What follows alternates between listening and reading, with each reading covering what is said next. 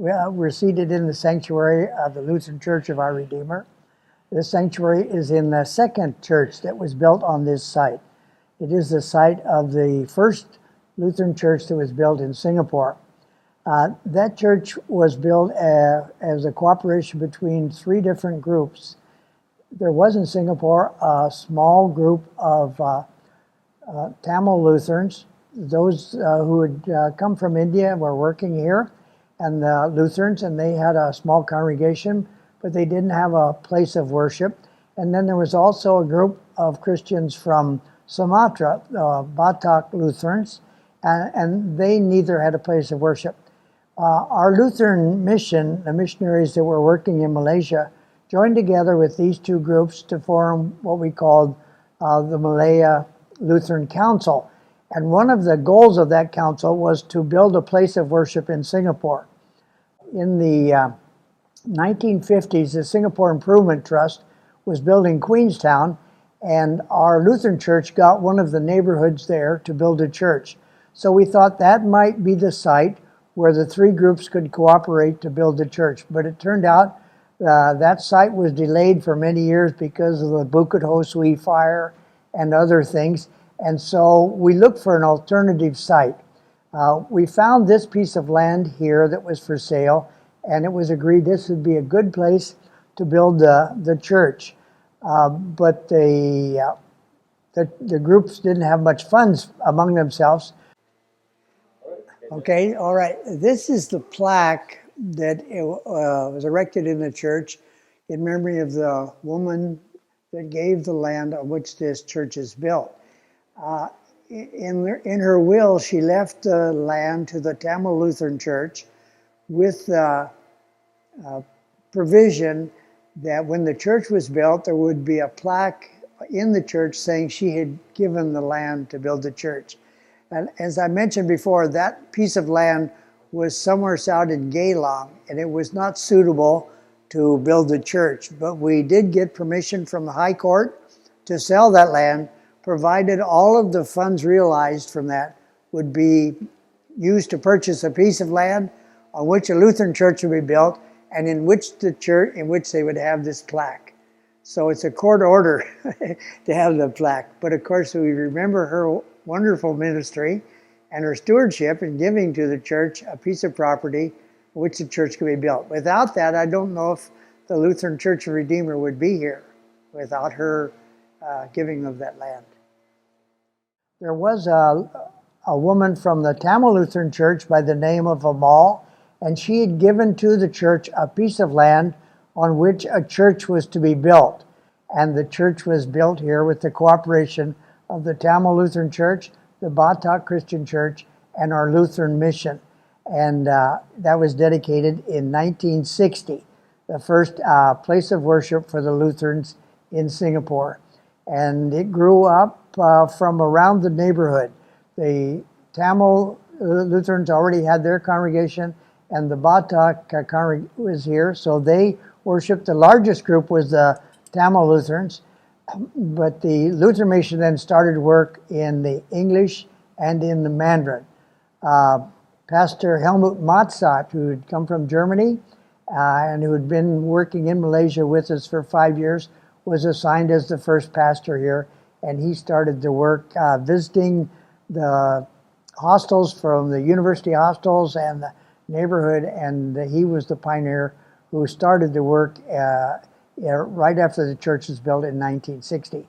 Unfortunately, his wife had malaria and they had to return to Germany, so his ministry didn't last that long. And then we were, Betty Lou and I were assigned to work here in 1961, and we carried on this ministry here for 5 years at Redeemer Lutheran Church. This area was not a developed area in 1960. Along Duke's Road, which was not paved, there were just a few bungalow houses on one side. On the other side, next to the church, there was a small farm with a duck pond and some crops planted there. And then on the other side of the church, it was vacant land. King's Road was the only road that was developed. King's Road was over there, and then Queen's Road and Duke's Road, these were unpaved roads at that time. and there was no Lutheran road. It was just a road reserved there. So that road, there wasn't any houses around this, so the congregation had to be gathered up from kind of outlying areas. There were a few Chinese compounds up the road, and we visited in there, and the children would come for Sunday school for that. So I look at these pictures, I see here one of the early Sunday school, and we see Mabel was teaching Sunday school at that time, and you can see the children, how they gathered there. And then in 1961, Pastor Yang Dao Tung, a Chinese pastor, was assigned to work here, and he began to continue the work that Pastor Matzat had started in the Mandarin, and again in visiting around and growing up. And so here we see a group of the young people that gathered that he baptized and formed the youth fellowship. So they had quite a youth ministry and a Sunday school ministry. There weren't that many adults yet at the time. An interesting thing that happened in visiting the compound, we had all these children that came from this one family, and when we visited there, we found that it was a Chinese family.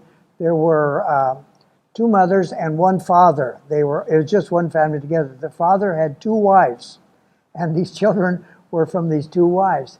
And the wives became interested in the church and wanted to know more. And as Pastor Yang witnessed to them, they accepted Christ and they wanted to be baptized. So we had these 2 women married to the same man, and they all lived together very happily.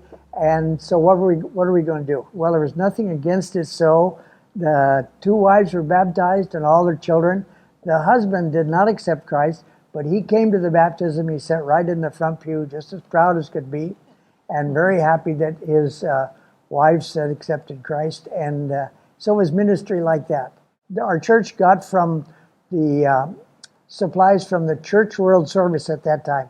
They had supplies of powdered milk and Bulgar wheat and cheese that they would give to the churches to hand out to the families that needed it. And so every Saturday morning we had a distribution, and we would invite anyone that wanted to come to get the powdered milk and the Bulgar wheat and so on.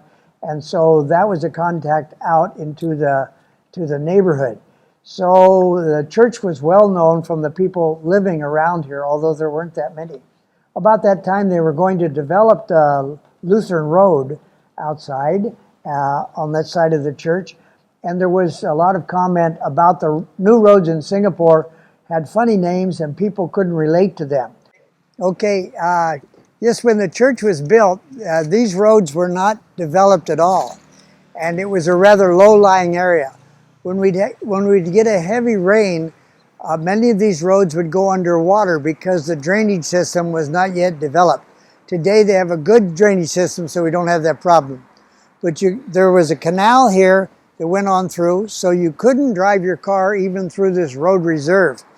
When they started to pave these roads, I wrote to the government and suggested that they name the road Lutheran Church Road, because there was only one Lutheran church in Singapore, and it was well known to the people in this area, so they'd be able to know what it meant. I got a postcard back from the government that said, "We have received your communication and keeping it in mind." Later on, when they came out and put the signs up, it just said Lutheran Road. It didn't say Lutheran Church Road, but we got a road named after the Lutheran Church. So this area then, several of the buildings are called like Lutheran Towers and so on. They've taken the name of the road, and so we have the different buildings named for Lutheran. So the roads are all developed now. We don't have flooding, and we have a Lutheran road. Then the Redeemer Church really became the mother church of the Lutheran churches in Singapore. From here, the congregation expanded into Queenstown, and then we had the church in the west, Jurong Christian Church, and then members from this church had moved into the east, and they became the nucleus of our congregation in Badok Lutheran Church. So this church really expanded out. Another ministry we had here was gospel mission to the blind. There were several young women who came that were visibly challenged, and Pastor Bob Neff was the pastor at that time. He worked with these young women and their friends, and we got quite a sizable group of blind people who were in this congregation. They started a ministry, Gospel Mission to the Blind, which still today is going on, and now that original young woman that came, Kwa Ching Chu, is running that, or heading up that ministry, which is centered down at a shop house in Geylang. They bought this shop house, and they've carried on that ministry, which started here back in the early 70s, and now is going still strong. So this church has expanded, like I said, was the mother church of Lutheran churches in Singapore. It expanded out from that way. And we had a sizable number of English or of Caucasian English people around this area, mostly related to the military. In fact, the first wedding that took place in this church was with a British Army officer and his wife, who was German. He came to talk to me. His wife, he had met his wife in Germany, where he was stationed in Germany, and then the British government had a program where they would fly the fiancés of their personnel to Singapore to be married in Singapore, because these men had been stationed other places. And so his fiancée was coming from Germany, and she was Lutheran, and they wanted to have their marriage in a Lutheran church. So when she came, then I talked with the couple at their marriage counseling, and we had their marriage here. So the first marriage that took place in this church was between this British Army officer, an Englishman, and a German Lutheran. So that was our first. So it was. It became an international church. This was one thing. We had people from the international community who were Lutherans from Germany or Sweden or like that worshipped here. The Abisheganaden family, which is quite well known in Singapore for their music, they were related to this church, and their daughter, Shanta Abisheganaden, would play the organ for us, play the organ in this church sometime. And then her father would organize some musical events and get some musicians to come and have musical programs here. So it was relating out to the whole community of Singapore and was becoming rather well known. It was an unusual design for a church. It was an A-shaped church. This was designed by Peter Vermeer, a Dutch architect. This is the first church he ever designed, and he had this idea to design it like in the A-frame. So it was an A-frame church and quite a unique design, and of course at that time unusual for Singapore, and it had good publicity in the newspaper when the church was built like that. So it was serving not only the international community, but the Singapore community, and the Singapore Lutheran Church was growing up here. So I couldn't have done all this without her help. She was always in charge of the music, Sunday school, and the women's program, and doing things like that. We had quite I had quite a good support team. Always I didn't have to worry about who would play the organ, who would organize the music, or the Sunday school children. So we really were a team. It wasn't just my ministry, it was our ministry together. We brought part of the Sunday school with us, because by the time we started here at Redeemer, we had 4 children. And so they were the beginning of the Sunday school. And then David Wong's children were part of the Sunday school too. I remember playing the organ because at that time it was a pump organ. So in order to get any sound, I had to pump my feet to keep it going. So my feet got quite strong during that time. And I remember there was a hole in the floor beside the organ, and after it had rained, and the snakes would come out. I was always afraid that a snake would, if I played music, the snake would start popping out. Yes, if it would rain, if we'd get a good rain, the roads in this whole area would go underwater, would be flooded. because they hadn't developed a drainage system for Bukatima Road by that time. So we had that problem. But people would wade in and ride in on the garbage trucks. Then they would come down to collect. So we came in different ways. I remember once Kwa Ching Chu and her friend, they were blind, and they were coming to a service, and the road was flooded, and they fell off into the monsoon drain. But fortunately, they were able to get out, or were sitting there outside, and someone came along with the car and gave them a ride on to the church. And Pastor Neff was so surprised to see them. They were coming for his Bethel Bible class, and he said they were the only two students that were sighted challenged. They were the ones that came for the class, and the others did not. Yeah, Bob Neff had a great ministry here, and the church really grew during the time he was here. Among the early members at Lutheran Church of Our Redeemer were Rod Martin and his parents. We remember his mother and father would sit one on each side of him. They sit rather towards the front of the church. I don't remember him as causing a lot of trouble or being very noisy. He was maybe 9, 10, 11, like that, when they first started coming to church. I believe his father was a Lutheran, but his mother came from the Methodist Church. Her father was a pastor in Indonesia. But anyway, they were very faithful church members, and Rod grew up in Lutheran Church of Our Redeemer and was always a pillar of the church here. He was married here. We have pictures to prove this of his wedding. I think in this one picture, he's signing the marriage certificate, the government certificate, as his wife looks on, and I'm also in the picture. And then in the other picture, his wife has arrived, and he said that car is his old Alfa Romeo.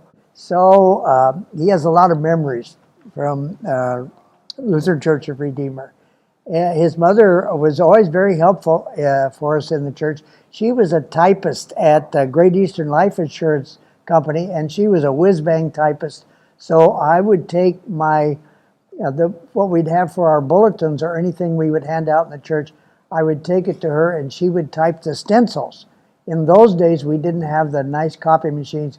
We had the cycle-style machine, so we had to make stencils, and she would cut those, and they were always beautiful. She could do a good job. So that I would just go down and bother her in the office, and I said, "Are you going to get any trouble for this?" And she said no, she wouldn't, because she could type about 3 policies at a time another person would type 1. So she was one of the major typists for the Great Eastern Life Insurance Company. And so she was always very, very active in the church with us too. Yeah. I think when you're, 9 years old, 13 years old, you can't remember anything, can you? I mean, I'm learning my history from him. But I grew up in this church. But I remember you did teach Sunday school later, because I did. Our oldest daughter was in your Sunday school class, and she still remembers you. So even when you were teenagers, you did teach the Sunday school. When I joined government service, I had to go through Category 1 clearance. Then when you are very senior, it goes to Category 1A clearance. Category 1, they send either the ISD guy or whoever to interview him about my character. He said, yeah, he gave a glowing report, except he buys Toto. So if you ask me, what is Pastor Nelson? He is love, he is sensible, he is caring of other people's feelings. And these are the qualities I take away to describe Pastor Nelson. So I actually remember his wife better than him because of the sticky buns. Wow! He used to stay at 61, 63 Belmont, right? Yeah. And he'll have this basketball hoop, is it? At the back, at the car park. Right? His front garden will slope this way. And then he's got a lot of makan sessions in his house. Yes, we always opened our home to that youth fellowship. Like he said, we had a basketball hoop there, and we played basketball. We had a lot of groups come there, and just to have fun together, because there wasn't that much opportunity back in the 60s in the way of community centers and places like that for young people together. In 61, you could get property in Singapore if you could sing well. Yeah, just would go for a song. We had a large property, and it was then it was very useful. Eventually, we subdivided it and sold half of it off for what we paid for originally for the house. So it was a great time for missions to come in to Singapore as the nation of Singapore was developing and growing. We could grow with it. Being Singapore is very church friendly. It's a secular country, and we get along so well with everybody together. So I think the church in Singapore is quite unique from other places. Blessed. Yeah, I will very use the word blessed. blessed. And to say, that we came just like 60 years ago, and already the church is so established here. Well, there's many places that never would happen. That could happen, but it could happen here. This is Mabel Wilson, and she was a Sunday school class. Now, she was a contemporary of Rod. They grew up in her family. She had two brothers. That was the Wilson family. And he was a staunch Lutheran too, and from the Tamil Lutheran Church. And he was one of those that was so happy that a Lutheran church was built, that there was a Lutheran place of worship where he and his family could come. And they were very faithful here every Sunday. We could count on them. And then Mrs. Wilson taught in the Sunday school originally. Then her daughter followed her, and she also became a Sunday school teacher, and is still here in the congregation today. So this would be a picture of the church, and then there were big trees here. So now across the street we have a lot of high-rise condominiums built there for the church. And on this side of the church is the Lutheran Road. It used to be there. There was nothing built on that. There was a vacant land as far as we could see, all the way up to the next road. That was all vacant. And just a few bungalow houses on this side. And here there was a small farm with a duck pond right out there. And this piece of land was then the piece of land we got for building our pastor's residence and parish hall. So we had that piece of land there. And now today it's the green pastures. So it's been a lot of it. Now you can see one big tree like this. We had this big tree here. Is the same one here? No, I don't think that's the same one, because here's the road is here. But there was another tree. We had those trees there. Okay. Actually, when the church was dedicated, we planted 4 trees there, one for each of the congregations that were planted there. And of course, they're not there now either, because when the new church was built, they had to go. Yeah, they did like that. There was another building next door. We bought the land next door And you built something. and built a parish hall and then a pastor's residence. Then later on, they built up above both residence and the hall, they built another bigger hall. So we were having worship services over there and in the A-frame church, because the church had grown so much. Yeah. So the Chinese congregation worshiped there and the English worshiped on this side. But then the ground floor became Sunday school classrooms. I see. That's where Green Pastures? That's where Green Pastures is now, yeah. that property next to the church then. Yes, that property came up for sale, and so of course, if any property came up close to the church, I was always there to buy it up, and make it very useful. My father always said, if you get a chance to buy land, because they're not making any more of it, that's all there's going to be. And of course, those pieces of property next to church buildings are very valuable. And even though they may be expensive, they're more valuable to the church. So the Lutheran Church of Redeemer has this ministry in preschool ministry here in the building next to the church, Green Pastures, which again has a very good reputation, well known in the Singapore government and in the community, and have children, multinational children come there for the preschool program. And so it's been been a big blessing to Singapore to have that ministry there. It's called Green Pastures. Yeah. So it's taken over what used to be the building that was pastor's residence and a small parish hall. So over the years, it's all been redeveloped, and now it's Green Pastures. It's a full-time ministry for that. Yeah, because in this new building that was built here just a few years ago, then we have many classrooms, facility for all the administration of the church, and 2 different large sanctuaries. So it's a very functional building, yeah. So the Lutheran Church of Redeemer now has, in the morning they have 2 English services and a Mandarin service. Then in the afternoon there's a Korean service for people from Myanmar, and in the evening Tamil service for the Indian. So the church building is in use from morning clear right up till 9 o'clock at night. Services are going on here all day Sunday. So very useful building.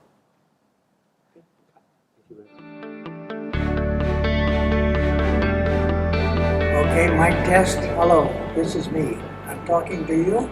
Can you get that? Hello. Okay. I'm talking also. Under pressure. Under pressure. Okay, we'll keep talking. Okay. You have to signal when Okay, everyone quiet. Everyone quiet, especially you. Yeah, thank you. Towards the Go toward the light. Yeah, all right, good. Talk to that guy. Towards.